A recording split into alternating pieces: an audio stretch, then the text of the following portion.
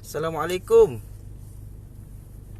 Hari ni saya nak pergi melawati Melawati mall. Susah sebut Melawati lawak mall. Bukan jamu mall Melawati mall. Saya nak pergi melawati mall. Dekat Jalan Melawati lah. Saya jumpa dengan seorang sifu.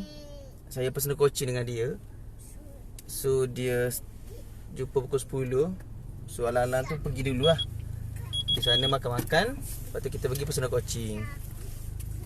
Semua sihat Yang dengar semua sihat Sorry saya lewat sikit live. Ada hal tadi sikit. Pagi. Good morning semua. Pagi semua. Macam tu. Kita tiru macam Sifu Fahdi. Saya punya sifu lah. Pagi. Tapi kita pukul 3 pagi. Pukul 3 kita pagi kita. Tu dia. So cuba korang bayangkan lah, yang mana yang cakap apa ni, yang dah bangun pagi tadi kan, pukul 2, pukul 3 kan, sampai sekarang pukul apa? Pukul 8. Korang dah, hari ni korang dah hidup. Korang dah berjaga berapa jam? Faham? 3-4 jam dah. Berbanding sebelum ni korang bangun, saya sendirilah bangun lambat, pukul 7, 6.30 bangun. So kalau pukul 8 baru mungkin sejam baru hidup hari ni.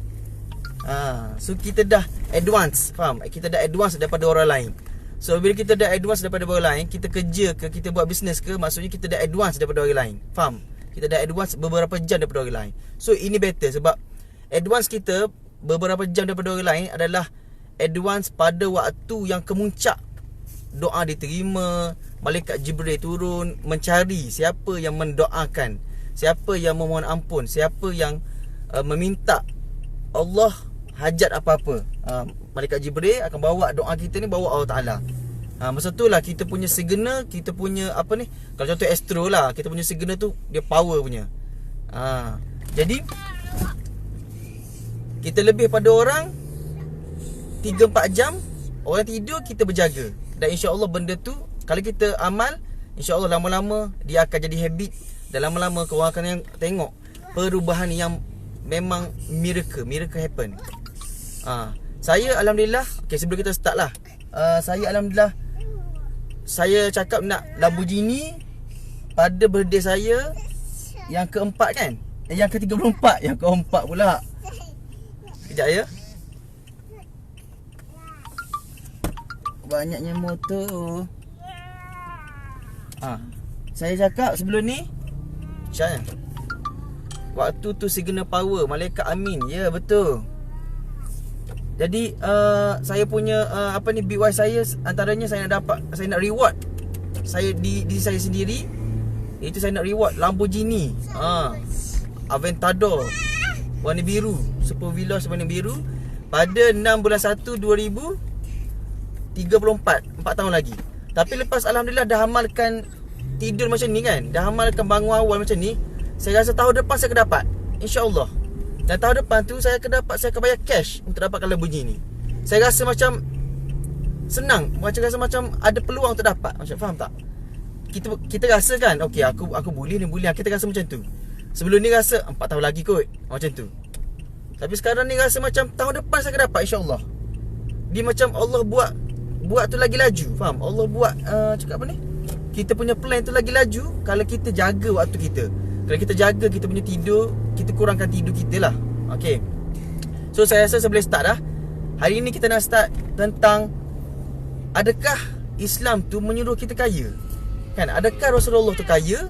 Adakah sahabat-sahabat kaya? Adakah kita sekarang ni, orang Islam, orang Melayu ni, adakah perlu kaya? Sebab kita dengar orang cakap tak perlulah, cukuplah. Kita didoktrin dengan ayat apa? Nanti kita kaya, tengok macam Datuk Ali Shukri, tengok dia doktrin. Dia bongkak lah, sorry saya cakap lah, dia buat video lah macam ni lah, dia macam riak lah apa semua kan. Dia macam bongkak lah sorry ayat tadi. Jadi apabila dia buat macam tu, cara automatik orang-orang macam tak nak aku jadi kaya, nanti aku jadi macam dia. Lepas tu kita tengok drama-drama TV kan, Drama TV apa? Budak belakang kuat juga live. Drama TV cakap apa? Drama TV dia tunjuk kaya raya apa semua, tapi perangai apa? Main perempuan, pergi kelab judi. Nampak? Ada ke drama TV dia tunjuk kaya tapi pergi masjid? Kaya derma ke masjid? Tak ada. Sebab kita didoktrin oleh media massa menyatakan kalau kaya macam ni perangai. Kalau kaya jadi macam ni. Kalau kaya propaganda adik-beradik. Tengok, didoktrin. Kan? Padahal orang putih, dia orang kaya-kaya ramai, tetapi dia doktrin kita supaya jangan jadi kaya. Orang Islam jangan jadi kaya. Tengok lagi, apa lagi contoh? Macam kita buat bisnes kan. Kalau orang yang buat bisnes lah, cukup makan gaji cukup lah. Bukan, cukup untuk tampung family cukup lah. Kita tidak, dalam otak kita tak ada aku nak kaya supaya aku boleh bantu ramai lagi orang Islam supaya kaya. Sebab apa? Sebab kita tak faham satu benda ni. Saya akan share macam mana saya nak korang dengar ni, korang twist. Kak Nun pagi. Macam mana lepas korang dengar ni, insya-Allah minda korang akan twist. Kata yang kita ni kena kaya. Kita ni kena banyak bantu orang-orang daripada miskin jadi kaya. Kita kena banyak bantu dari segi bisnes dia apa semua. Kita kena ada satu minda yang Islam bukan lekeh. Islam ni dia menyuruh kita ni supaya kaya. Ada orang pun interpret pula kaya iman apa semua tu lah. Itu tak apalah. Cuma saya nak sentuh dari segi kaya duit, kaya harta, macam tu. Okey. Dari segi orang cakap nanti kaya atau bongkak, itu adalah mindset yang tak betul lah. Sebab kalau kita fikir macam tu, cara matematik, kita takkan kaya. Sebab kalau kita kaya, kita akan jadi macam tu. Kita dah fikir awal-awal lagi, kalau aku kaya, confirm aku akan riak lah, aku akan macam ni, macam tu. So kalau kita fikir macam tu, kita akan jadi macam tu lah. Dan kita takkan kaya punya. Jadi kita kembali kepada sirah. Kita tengok kepada sirah Nabi kan. Nabi Muhammad dulu, dia pergi mana dekat dia pergi berniaga.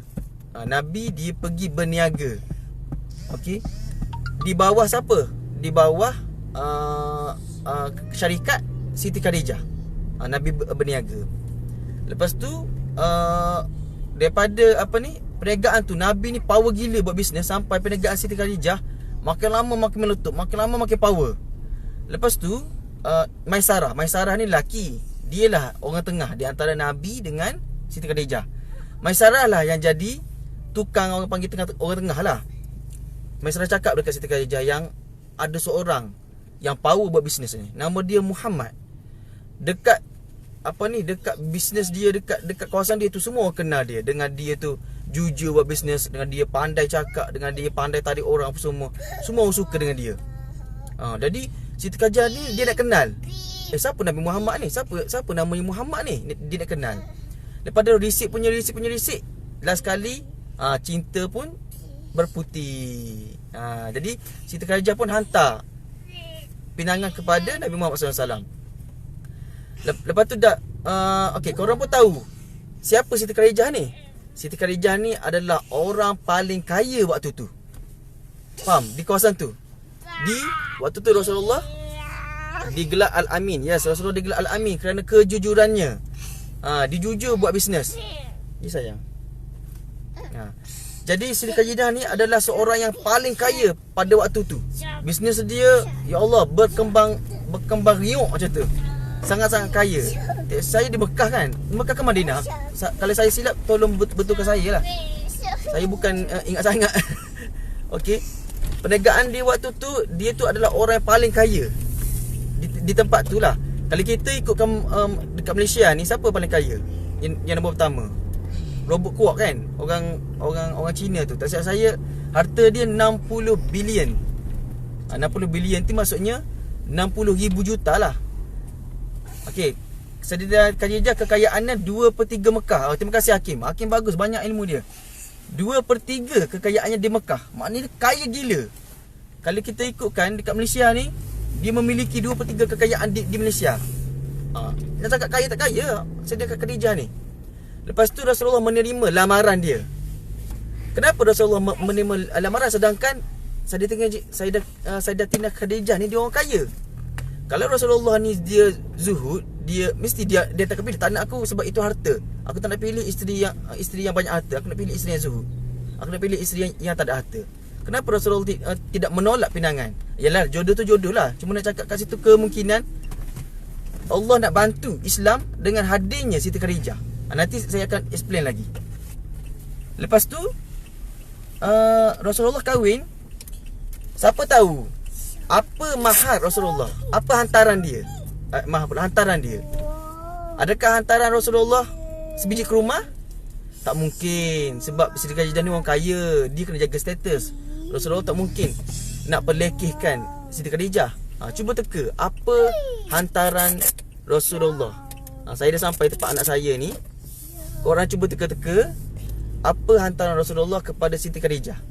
Adakah, kalau Al-Quran tak ada lagi zaman tu, apa dia? Apa hantaran Rasulullah terhadap Siti Khadijah? Unta, dinar, dirham. Bagus dah Hakim ni. Yes, Rasulullah dia bagi hantaran kepada Siti Khadijah adalah berapa ekor unta Hakim? Hakim ingat tak? Berapa ekor unta dan berapa dirham? Sekejap saya nak hantar nak sekejap. Amir dah sampai. Teacher. Morning. Morning. Ambil gambar. Boleh.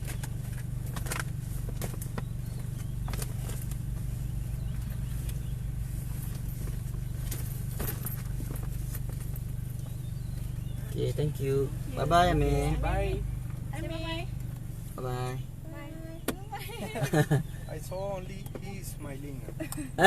All other. Monday. Always smiling. Thank you sir. Okay, kita kembali balik. Teacher dia cakap Amir always smiling. Macam abah dia always smiling. Okay, Rasulullah, kita balik. Rasulullah dia punya hantaran dia adalah, jangan terkejut 20 ekor unta. Korang bayangkan 20 ekor pula. 20 ekor unta kepada Siti Khadijah. Korang bayang satu, cuba korang Google sekejap. Satu ekor unta berapa ribu sekarang? Tak apalah. Saya beritahu lah. Antara range harganya 3 ke 5 ribu. Itu yang biasa lah. Kalau yang mahal dia boleh bercecah 10 ribu lah. Kita ambil 5 ribu seekor unta. 5 darat 20, 100 ribu. Faham? 100 ribu Nabi Muhammad dia hantaran kepada Siti Khadijah. Tu hantaran tu kepada Siti Khadijah 100 ribu.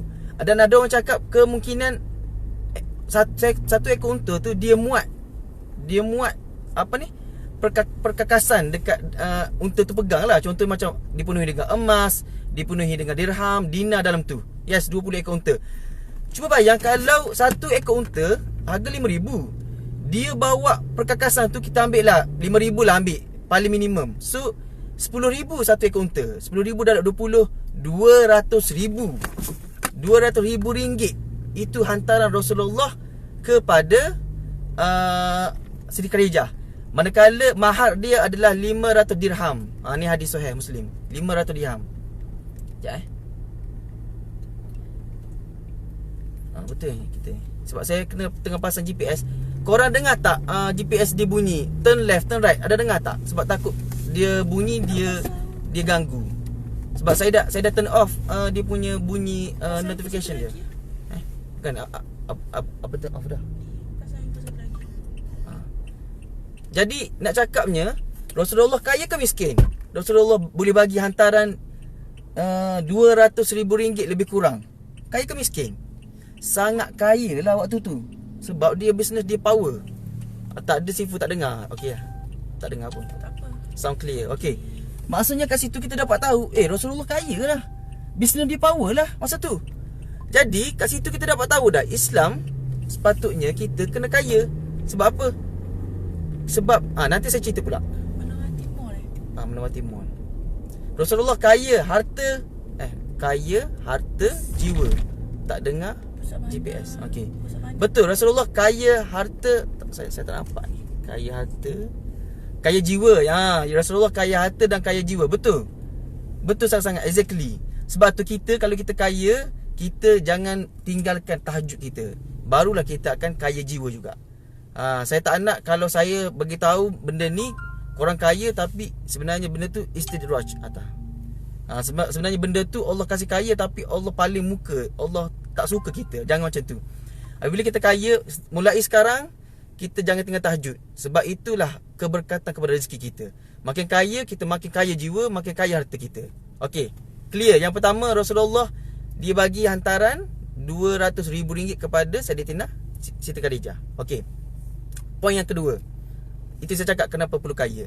Ada juga orang cakap kita tak boleh nak ambil kisah ni sebab waktu tu Rasulullah belum jadi Rasul lagi. Apabila dia jadi Rasul,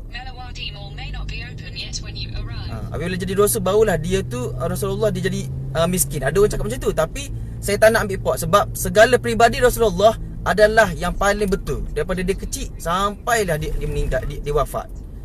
Jadi okey, lepas tu apabila dia kahwin dengan Siti Khadijah mempergunakan seluruh hartanya untuk agama Islam. Nampak? Sebab tu at the end, akhir umur hayat Rasulullah dengan Siti Khadijah, tiada harta pun. Tak ada harta sebab dia pergunakan segala hartanya untuk ke jalan Allah. Maksudnya di sini kita dapat ringkaskan cerita, bukannya kita perlu tak ada harta, tapi kita perlu cari banyak harta dan kita gunakan harta kita tu untuk Islam. Betul tak? Sebab tu saya punya aim saya, nanti saya dah meninggal, saya nak sedekahkan keseluruhan harta saya kepada jalan-jalan Allah ni. Saya tak nak ada satu sen pun. Habis untuk anak macam mana? Anak saya suruh dia buat bisnes sendiri. Dia kena ada harta sendiri. Dia kena cari harta dia sendiri. Saya nak jadi macam sahabat, saya nak jadi macam Rasulullah, di mana akhir hayat saya tak ada harta pun. Waktu itulah kita tidak dihisap dengan harta kita. Sebab harta kita tu dah bagi dah dekat orang lain. Anak kita lantak pi dah, dia dah ada harta dia sendiri. Dia dah buat bisnes dia sendiri. Korang kena ada minda macam ni. Korang kena nanti akhir umur aku ada berbilion-bilion duit dan aku sedekahkan berbilion duit tu kepada jalan Allah. Kita sedekahkan, barulah kita di akhirat kelak kita jadi orang yang kaya. Faham? Bukan orang yang muflis di akhirat kelak. Orang yang muflis adalah pahalanya, faham, semua orang ambil pahala kita. Faham? Itu poin yang kedua, iaitu harta Siti Khadijah dia bahagi semua kepada jalan Allah. Lepas tu, itu yang kedua. Yang ketiga, poin yang ketiga saya nak sebut, sahabat. Saya ambil 3 orang sahabat. Sahabat yang paling famous lah, paling famous, Abdul Rahman bin Auf. Kalau ada geng-geng yang scammer, dia panggil Arba team. Dia Arba yang Al-Fafa. Arba tu dia ambil daripada Abdul Rahman bin Auf sebenarnya. Nampak macam Arba, Abdul Rahman bin Auf. Sebenarnya dia scammer lah. Kan? Apa ni? Abdul Rahman bin Auf adalah antara sahabat yang famous lah dengan kekayaan dia. Sehingga kan nak cakap power tak power dia, masa hijrah kan, masa hijrah tu dia meninggalkan semua harta dia. Sampai hijrah tu dia pandai buat bisnes, dia jual tali je. Contoh macam ni, dia tengok orang semua jual unta kan, jual unta, dia pergi beli apa ni, dia pergi beli tali banyak-banyak. Dia jual unta tu dengan harga modal, tetapi dia up sikit harga tali. Maksudnya dia jual tali, tetapi tak sampai berapa tahun dia dah jadi antara orang kaya dekat dekat Madinah. Jadi nak cakap kat sini, Abdul Rahman bin Auf ni harta dia banyak mana? Harta ni banyak. Sewaktu dia wafat tu dikira semua sekali, tak salah saya 2 bilion, iaitu 2,000 juta harta dia. 2 bilion sahabat ni. Dan dia dah, kalau ikutkan, dia dah banyak gila. Dia sedekah, dia buat amal, dia bantu masjid, dia bantu bangunkan institusi peperangan, dia bantu apa semua. Jadi harta dia banyak, 2 bilion. Korang kira dah 2 bilion. Kalau Syekh Bukhari, tak silap saya 6 bilion, tak silap saya. Tak silap saya lah, saya lupa dah. 6 bilion. Ni Abdul Rahman bin Auf 2 bilion. Mungkin waktu sekarang lagi berbilion-bilion lah. Okey. Orang yang kedua, sahabat kedua yang kaya, Osman bin Affan. Osman bin Affan ni di antara sahabat yang dia jam syurga kat Osman bin Affan.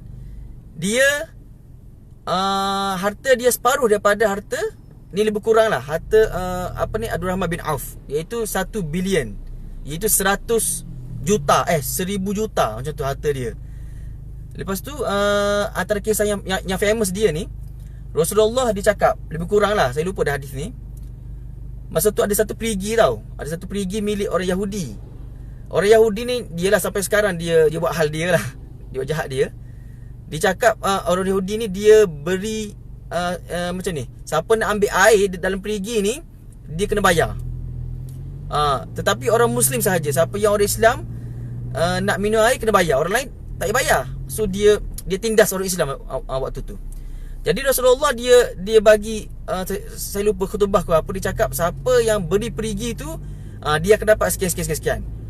Terus Uthman bin Affan pergi jumpa Yahudi, pergi beli perigi. Harga dia lebih kurang 20,000, tak saya, 20,000 ringgit. Masa tu 20,000 dirham. Dirham dengan ringgit lebih kurang sama. So dia beli, kita ibaratkan cash lah, dia bayar cash kepada Yahudi tu 20,000 ringgit.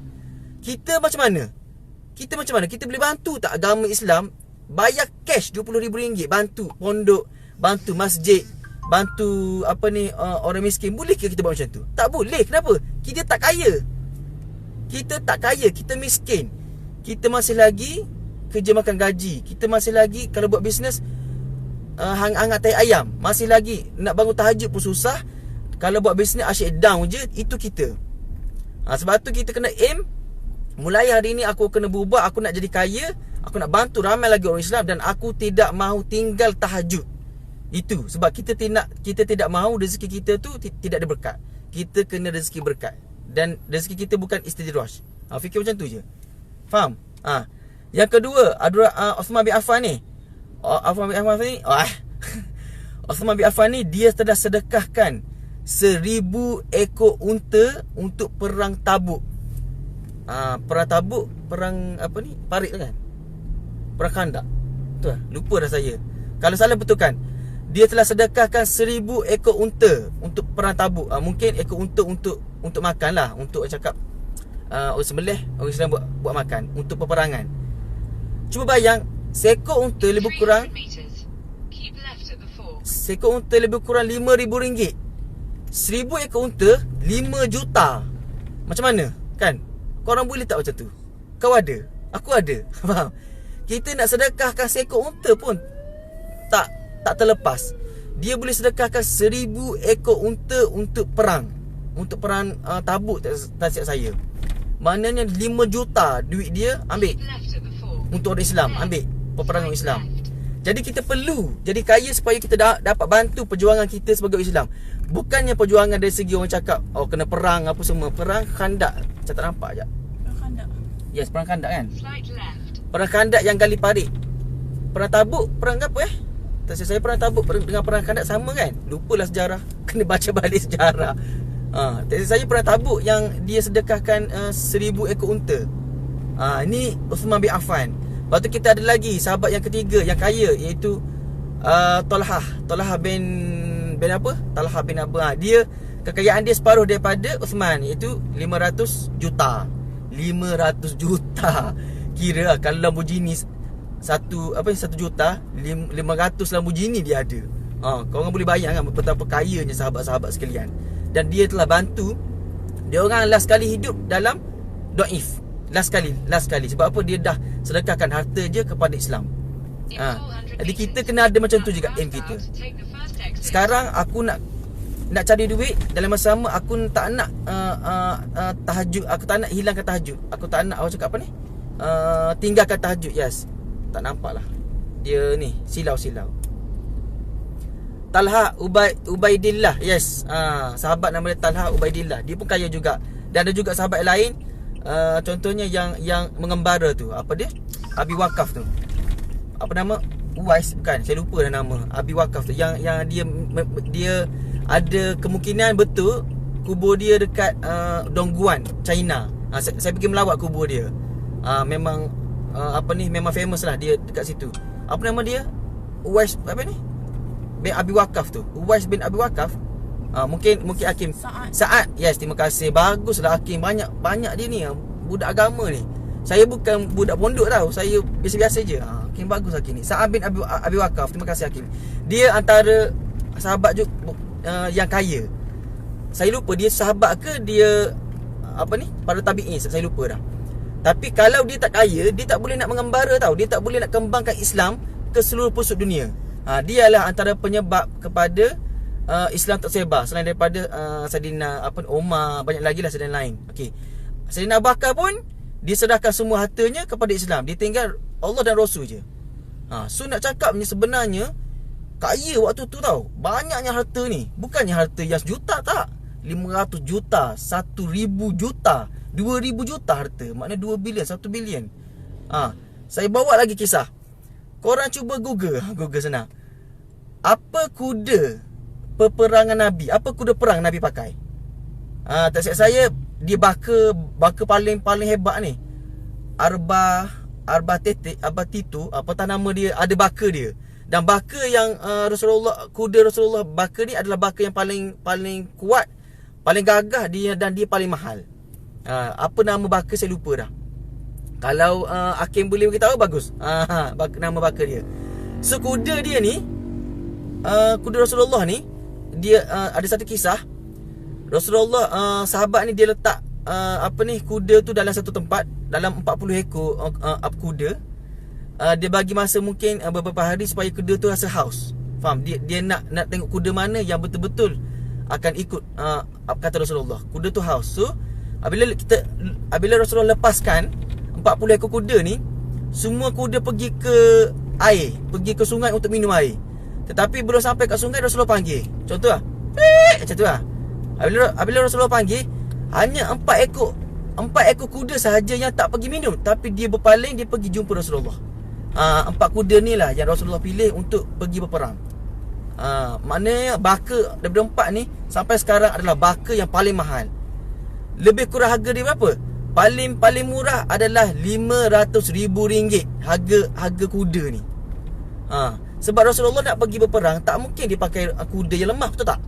Confirm dia akan ambil baka yang paling power, baka yang paling hebat, kuda ni, untuk pergi berperang. Sebab Rasulullah dah gagah, dia memang gagah, badan Rasulullah dia tegak. Sekali dia libas, ambil. Jadi dia perlukan kuda yang tangkas untuk sama-sama hebat macam dia. Takkan dia nak pilih kuda yang biasa kan? So harga kuda tu paling biasa 500. Dia starting dengan harga 500,000. Mahal gila kuda ni. Dan kuda ni dia boleh mencecah penah paling mahal, saya 20 juta. Harga dia pernah mencecah. Orang pernah beat. Nak cakap mahal tak mahal. Dia kuda emas. Kuda emas Rasulullah rasanya. Kuda paling hebat lah.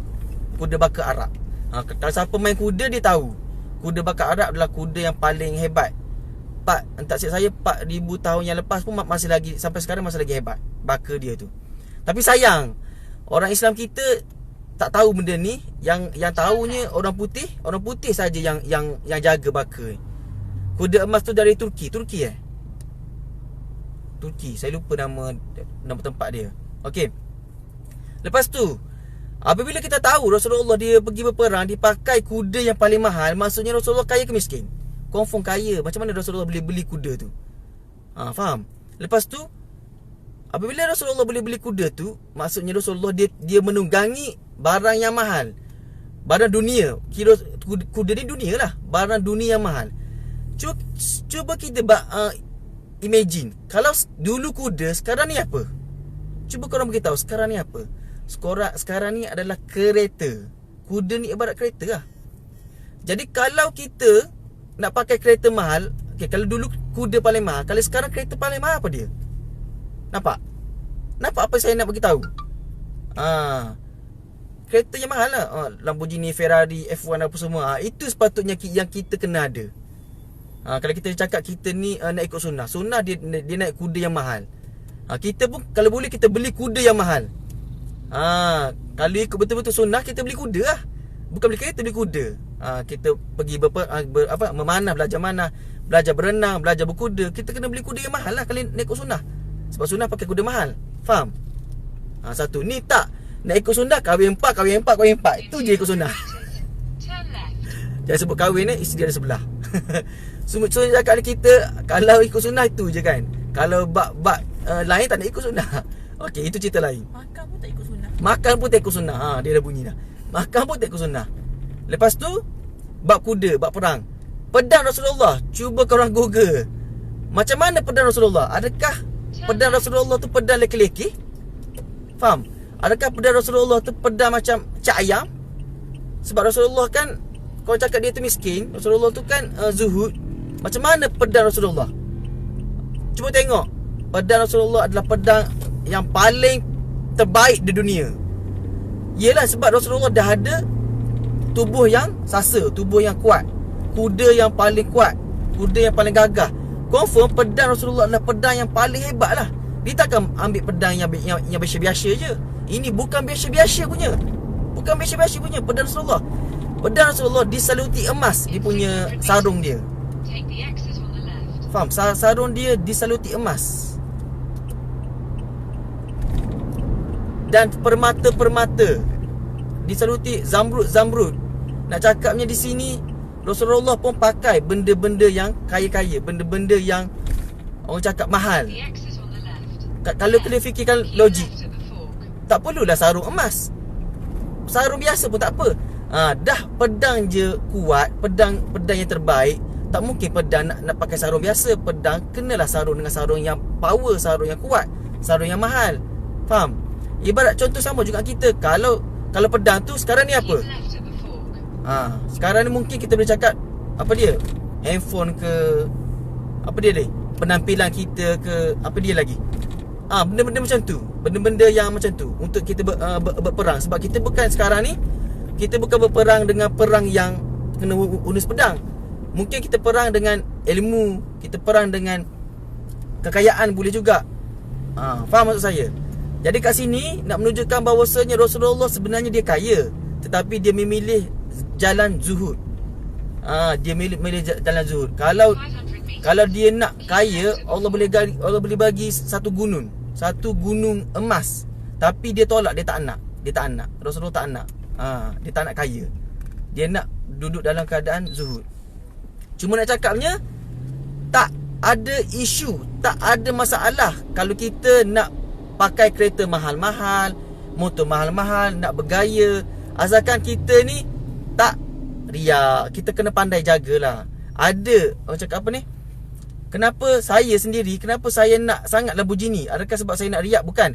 Saya nak reward. Saya nak reward diri saya bahawasanya aku mampu nak beli kereta mahal. Dan saya nak supaya orang Islam kita mampu juga beli kereta mahal-mahal, supaya kita boleh, orang cakap, tunjuk yang Islam ni gah di situ. Cuma ada berbeza pendapat. Okey, saya ambil pendapat yang Islam tu kena gah dari segi harta. Ada pendapat cakap tak boleh macam tu, Islam kena. Okey, itu pendapat lain lah. Dua-dua pendapat okey. Tak perlu nak gaduh lah. Kita dua-dua sama, macam tu lebih kurang. Okey. Poin yang seterusnya adalah, saya pergi dekat satu masjid ni. Lepas mari subuh, saya rasa nak nangis tau. Ini memang terkena dengan diri saya lah. Memang rasa macam nak nangis. Dekat masjid tu dia tulis, masjid sekian-sekian memerlukan 500,000 duit.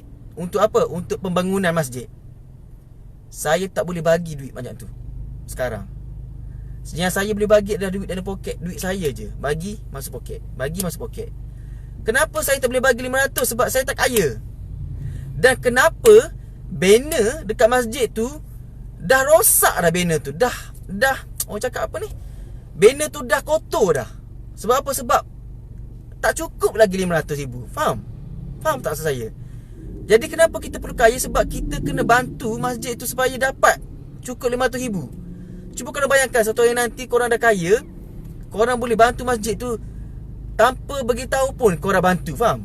Kita nak macam tu. Kita nak kaya tanpa orang tahu pun kita bantu orang tu. Contoh ibarat korang tengok, masjid ni perlukan duit lah, korang pun transfer duit kan, 500,000. Lepas tu kalau boleh kita deposit. Orang tak tahu, kalau kita telefon ni dia tahulah daripada siapa kan. Ataupun kita tahu dah, aku ni suka bagi sedekah, jadi aku buat syarikat baru, nama dia Hamba Allah Seni Berhad. Orang tak tahu syarikat siapa ni Hamba Allah Seni Berhad, contoh kan. So daripada duit Hamba Allah Seni Berhad tu kita transfer dekat masjid 500,000. Tiba-tiba masjid dapat, ya Allah, Allah bantu aku. Cuba kau bayangkan, dia doakan kita, masjid Tok Imam siap sembahyang hajat lagi. Terima kasih kepada hamba Allah ni kerana bagi sedekah dekat kita. Korang rasa macam mana? Adakah kita makin kaya ke makin miskin? Confirm makin kaya. Sebab kita sedekah dia, Allah akan lipat kali gandakan daripada 10 ke 700 kali ganda. So kalau Allah lipat kali gandakan 10 kali ganda, daripada 500,000 kita sedekah, 5 juta Allah kasih. Korang tengoklah, percayalah janji Allah ni. Faham? Jadi saya rasa macam, ya Allah, aku tak boleh bantulah masjid ni. Aku tak mampu, aku tak kaya. Tapi satu hari nanti aku azam, aku nak bantu. Okey. Saya suara kuat sampai sakit tekak. Lepas tu saya terfikir pula, macam mana orang bukan Islam, orang Chinese, dia boleh bersatu. Dia ada tabung dia, faham? Tabung untuk bantu orang-orang dia ni. Sebab tu dia orang tu kukuh. Dan macam mana orang Chinese ni, orang Cina ni, dia boleh ada saham pasaran Malaysia 70%. 70% bursa Malaysia, saham Malaysia dia pegang. Kita macam mana? Kita orang Islam, mana kita ni? Kita kat mana? Dan dia boleh beli Malaysia kita, negara kita ni, anytime, anywhere, any place. Bila-bila masa dia boleh beli. Dia macam tu je, beli sap. Okey lah, beli Malaysia. Nampak? Aku ajar. Nampak? Sebab tu bahaya kalau kita ni, mulut kita tu bahaya. Jangan resis sangat. Kalau kita resis, bahaya. Orang Cina boleh beli senang je beli. Dan pasaran syarikat-syarikat Melayu, syarikat Islam kita, kebanyakannya orang Cina yang beli. Malu rasanya.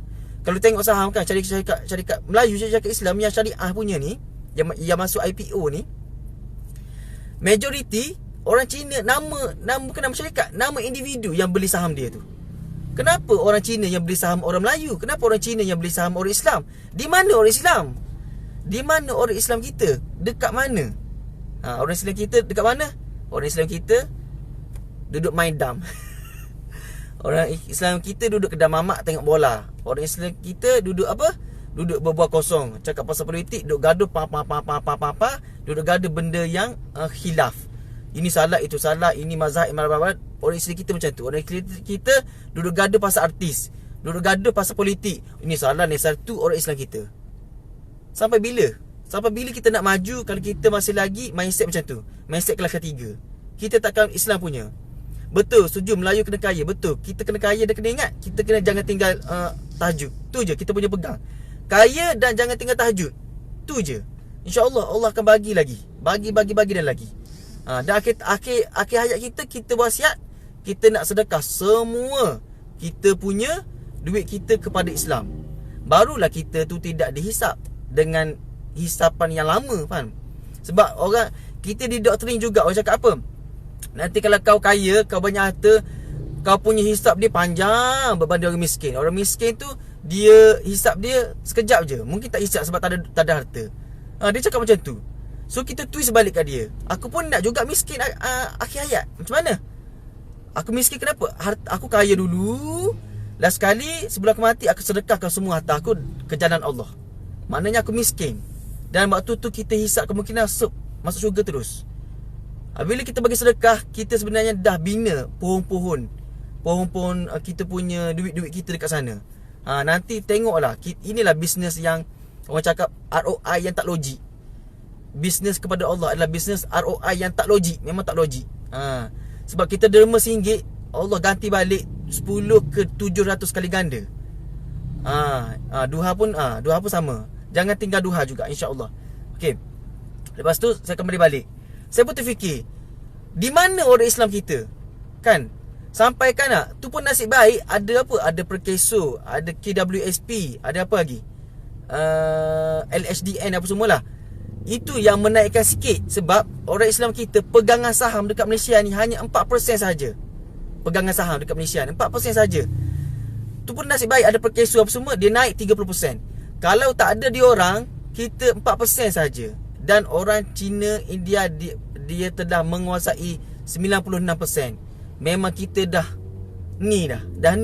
Negara kita boleh muflis bila masa. Bukan muflis, boleh diambil alih oleh Cina bila masa saja. Kena ingat situ lah. Faham? Sebab tu kita kena bina satu yayasan, kita kena ada satu seka yang kaya, yang tak tinggal tahajud, tak tinggal duha, supaya kita dapat naikkan balik ekonomi orang Islam kita. Okey.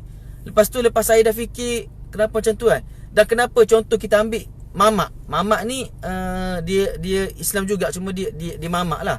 Kenapa mamak perniagaan dia boleh masuk dekat KLCC? Kenapa anywhere dia ada kedai mamak? Kenapa dia boleh ada?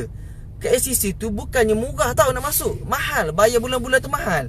Tapi kedai Melayu ada tak? Kedai Melayu yang restoran Melayu yang boleh pergi ke tempat mahal? Tak ada. Yang adanya restoran Melayu Thailand, Tom Yum. Restoran Patani dekat Thailand, apa ni? Orang-orang sana. Orang-orang Melayu kita apa perniagaan yang signifikan yang orang cakap okey, kalau mamak orang nampak dah, oh mamak macam ni. Kita apa? Perniagaan orang Melayu yang orang nampak, oh orang Melayu dia buat bisnes macam ni. Apa? Cuba senaraikan perniagaan Melayu yang kalau kita sebut, okey, ni orang Melayu punya. Maidin, yes Maidin. Tapi Maidin tak silap saya mamak juga.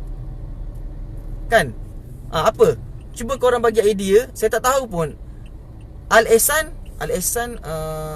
tak silap saya Al-Ihsan Melayu. Okey, Al-Ihsan Melayu. Apa lagi? Perniagaan Melayu yang kalau sebutnya kita tahu itu orang Melayu punya. Kalau korang tahu, korang boleh tulis. Okey. Saya kembali balik. Lepas tu macam mana kita orang Melayu kita nak macam tu juga. Kita nak kaya dan kita nak supaya kita boleh menguasai pasaran-pasaran macam ni. Itulah bermula dengan sekarang. Kita kena bina, kita kena bangunkan satu framework, satu industri untuk bangunkan legacy. Satu legacy perniagaan orang Melayu. Bukan scammer, bukannya MLM, bukannya apa ni, perniagaan yang orang cakap. Tak, kita betul-betul truly business. Subhanallah, betul cakap Ustaz Ash. Kita nak perniagaan yang betul-betul perniagaan lah. Jual baju, jual barang kanak-kanak. Perniagaan yang betul-betul perniagaan. Bukannya MLM, bukannya scammer. MLM tu ada yang baik, ada yang baik juga MLM. Ada yang ada masalah. Contoh MLM yang baik, Kuku, Herbalife, apa lagi? Banyak lagi MLM yang baik. Cuma mana MLM Melayu yang baik macam tu? Itu MLM bukan Melayu punya. Kalau Kuku, Korea punya kan. Kalau apa ni, Herbalife mungkin overseas punya. Yang Melayu punya mana MLM yang baik? MLM ada juga yang bukan scammer. MLM yang scammer banyak. Macam tu. Senang je nak tahu MLM yang scammer ke tak. Tengok dia jual apa. Kalau dia jual benda yang tak logik, harga RM10 dia jual RM100 dan benda tu tak memberi kesan pun, jelas scammer lah.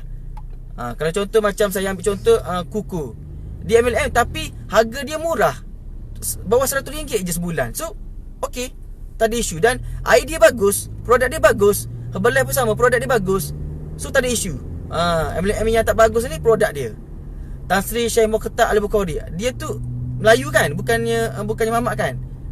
So apa lagi selain daripada dia? Gardenia tak silap saya, tak apalah. So maksudnya tak ramai.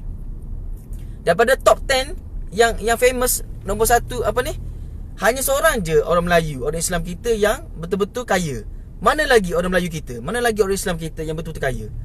Sebab tu kita bermula sekarang, kita kena dah ada foundation. Umur muda kan, umur 20, 30, umur kaya, kena ada benda ni. Kita kena start. Kita kena start benda ni.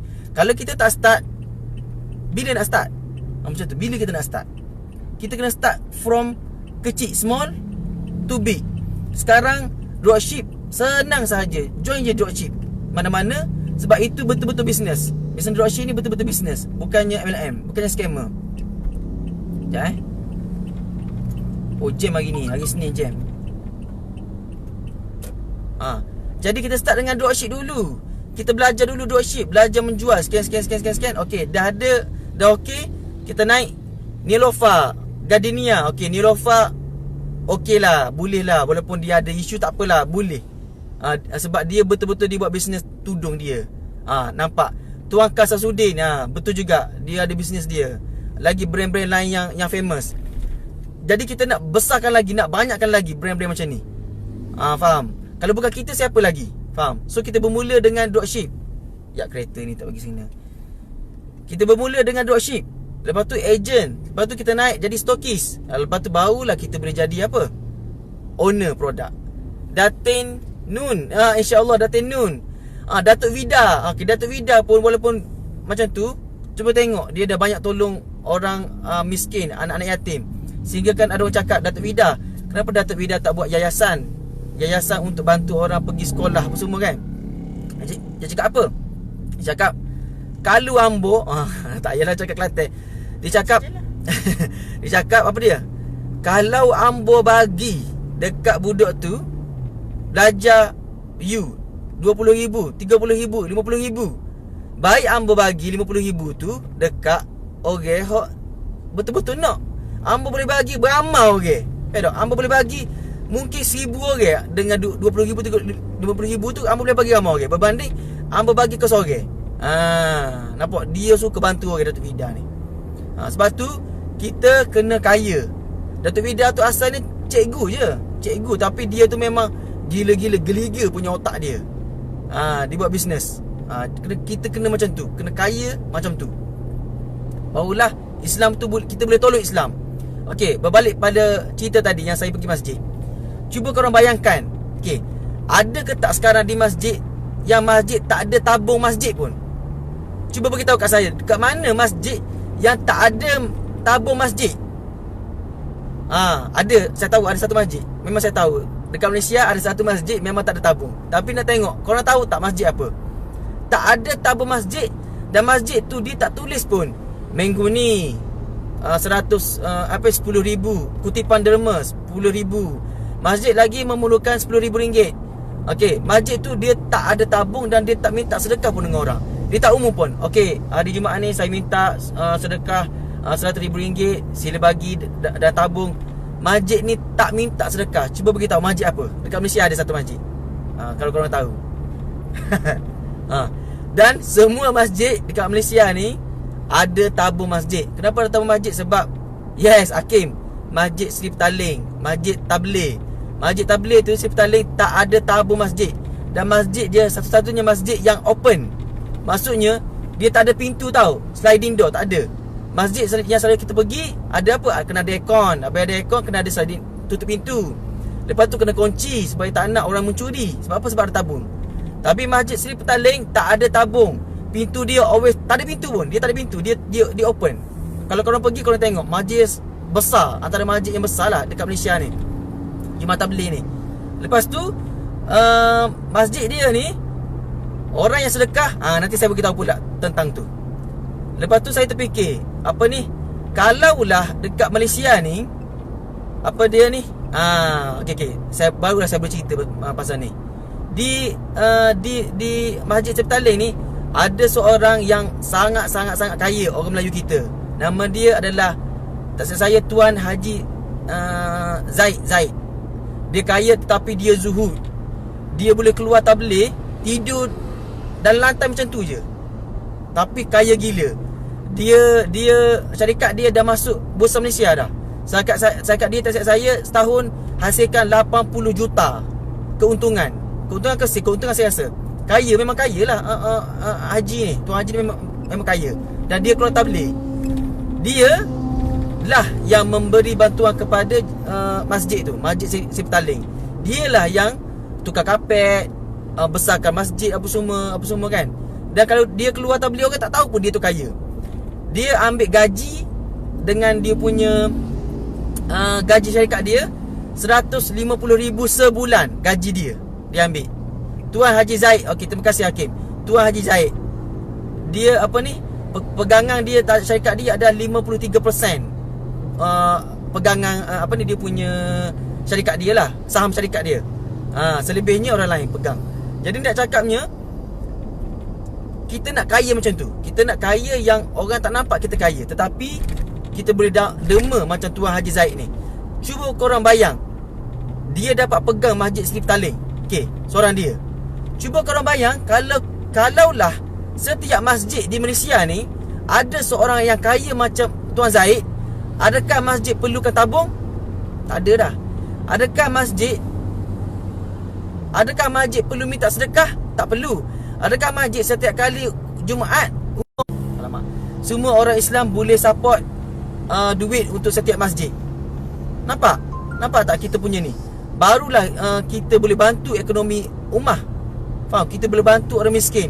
Orang miskin cakap dia perlukan duit, kita bantu dia. Macam ni macam ni. Faham? Jadi cuba kita aim nanti aku nak ada seberapa banyak masjid yang aku bantu. Masjid ni perlukan 100,000, kita bantu dia. Kalau tak nak beritahu orang pun lagi baik. Kita tak nak takut hati kita ni ada riak. Kita bantu secara senyap, kita bagi cash. Itu tulis dekat masjid, daripada hamba Allah binalah untuk masjid. Itu better. Itu lagi bagus kita buat macam tu. Jadi saya rasa saya dah tak ada suara dah ni. Dah sejam dah saya live. Tak ada suara dah. Kita sambung esok. Saya harap korang faham kenapa Islam perlu kaya. Sebab kita kena ada ekonomi yang kukuh. Kita kena bangunkan balik kita punya khilafah, di mana harta-harta khilafah kita semua dah diambil orang dah. Kita kena bangunkan balik ekonomi Islam, naikkan balik. Sebab apa saya cakap macam tu? Sebab kita businessman. Kalau doktor, jangan cakap macam tu. Kau doktor berhenti kerja buat bisnes. Kau peguam berhenti buat bisnes. Kau programmer berhenti. Bukan. Orang yang makan gaji, dia terus makan gaji, tetapi dengan niat dia nak bangunkan Islam. Sorry. Doktor dengan niat dia nak bantu ramai lagi orang-orang Melayu supaya jadi doktor. Dia nak melahirkan ramai orang Melayu jadi doktor. Jangan jadi macam isu sekarang, isu dolar. Okey, saya tak nak sentuh isu tu. Ada air tak? Maafkan saya, tak ada suara dah. Lepas tu saya semangat macam ni, tak ada suara dah. Sekejap Ya Allah, tak ada suara. Minum air sekejap. Bismillahirrahmanirrahim.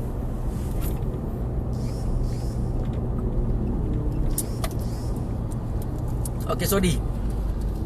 Kalau kita peguam, baru jelas sikit. Kalau kita peguam, kita kena make sure kita ni peguam yang jujur. Kita kena jadi peguam yang adil untuk bangunkan, naikkan balik agama Islam. Kalau kita ni programmer macam saya kena make sure saya buat program supaya bantu ekonomi Islam. Kita kena bantu supaya permudahkan orang untuk mungkin nak derma ke, kita buat apps ke. Itu programmer punya. Saya kena buat satu app untuk memudahkan dropship supaya mereka dapat jana pendapatan. Dia orang boleh bantu ekonomi ekonomi rumah tangga dia orang pun sama juga. Jadi kalau kita sebagai orang bisnes ni, kita kena fikir apa? Aku bisnes, aku kena ada duit banyak, aku kena bantu lagi orang Islam supaya buat lagi bisnes. Itu tanggungjawab kita sebagai seorang bisnes. Faham? Kalau orang yang makan gaji, contohnya cikgu, tanggungjawab dia supaya dia dapat melahirkan ramai lagi cendekiawan, ramai lagi profesor, ramai lagi orang bisnes di dalam Malaysia ni. Itu tanggungjawab masing-masing. Jadi insya-Allah dengan niat yang betul, kita kena pastikan kita yang bisnes ni kaya dan berjaya, dan kita kena bantu ramai lagi orang Islam. Itu kita punya aim kita, insya-Allah. Saya minta maaf tak ada suara dah ni. Esok ada topik yang juga menarik, iaitu macam mana kita nak buat bisnes dan macam mana kita nak jaga masa kita. Ada orang yang kerja makan gaji, macam mana nak buat bisnes? Ada orang yang dah bisnes, macam mana nak jaga bisnes dia? Dan ada orang yang buat bisnes, banyak bisnes, tapi macam mana nak jaga masa dia tu? Time management. Macam mana dia nak jaga time management dia tu?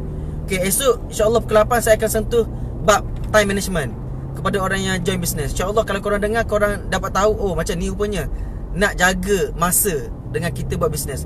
Apa yang benda penting kita kena buat dulu, benda yang tak penting kita hold dulu. Kita kena ada time management, kita kena ada task yang kita buat. Okay, aku nak buat yang ni dulu hari ni, macam ni. Ada caranya. Okay, so jumpa esok macam biasa pukul 8 pagi insya-Allah. Saya live kemungkinan 45 minit ke sejam setiap hari. Dan insya-Allah saya yakin kalau saya live selalu, diri saya akan, momentum akan terus naik, dan saya akan dapat bantu lagi ramai kawan-kawan saya semua supaya kita sama-sama kaya, berjaya dunia akhirat, insya-Allah. Terima kasih kerana stay dengan saya sejam ni. Terima kasih banyak-banyak. Saya doakan kalian semua ni kaya, berjaya dan dapat bantu ramai lagi orang Islam. Okey. Assalamualaikum warahmatullahi taala wabarakatuh. Kita share, sama-sama share benda ni supaya ramai lagi orang tahu. Okey? Bye.